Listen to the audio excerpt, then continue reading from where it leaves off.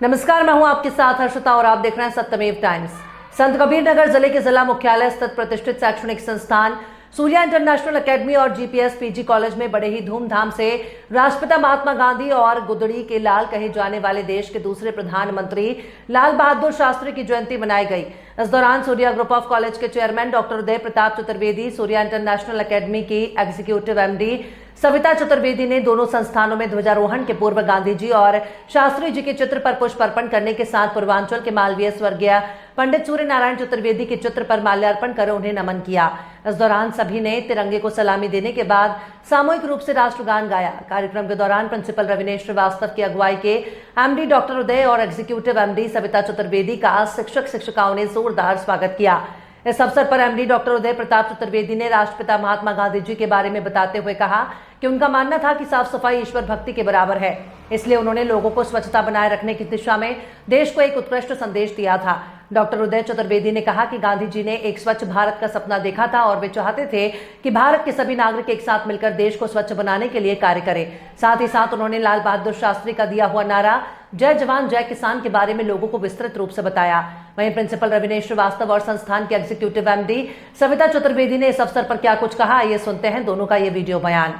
लोगों का हार्दिक स्वागत अभिनंदन करता हूँ। 2 अक्टूबर 1869 और 2 अक्टूबर 1904 ये 2 ऐसे डेट हैं, ये 2 ऐसे तिथियां हैं जो हमें कुछ सोचने पर, कुछ सीखने पर विवश करती हैं और भारत माता की ये भूमि ऐसी विभूतियों को पा करके धन्य हुई और हम ऋणी हुए।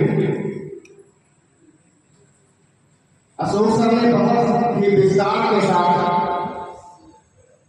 इनका गुणगान किया और हम ये जयंती, ये श्रद्धांजलि सभा जो भी होता है जयंती के अवसर पर, जब भी हम विभूतियों को याद करते हैं तो कुछ उनसे सीखने के लिए उनसे हमें मार्गदर्शन मिलता है, लेकिन शायद हम उन महान विभूतियों की जो नीतियां हैं उनको पूरी तरीके से या कुछ आंशिक तरीके से भी अपने जीवन में काम नहीं कर पाते हैं।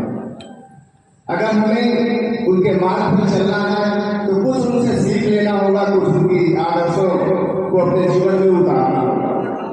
बातें तो बहुत कर लेते हैं सभी लोग बैठे, विचारों को फिर से याद करने के लिए यहाँ एकत्रित हुए हैं। इस सभा गोष्ठी में आप सभी का स्वागत है।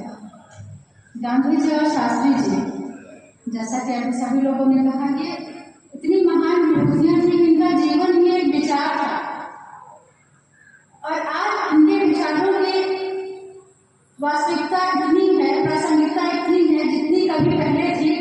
और जमाना कितना भी मॉडर्न हो जाए, कितना भी प्रगति कर ले, लेकिन इनके विचारों की प्रासंगिकता कम होने वाली नहीं है।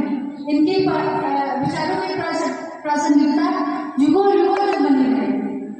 गांधी जी जो भी एक जमींदार परिवार में पैदा हुए थे और पढ़ाई लिखाई बचपन की जो इनकी पोरबंदर में हुई, आगे की पढ़ाई के लिए अब्रॉड गए, बैरिस्टर की पढ़ाई करने के बाद वकालत करने लगे।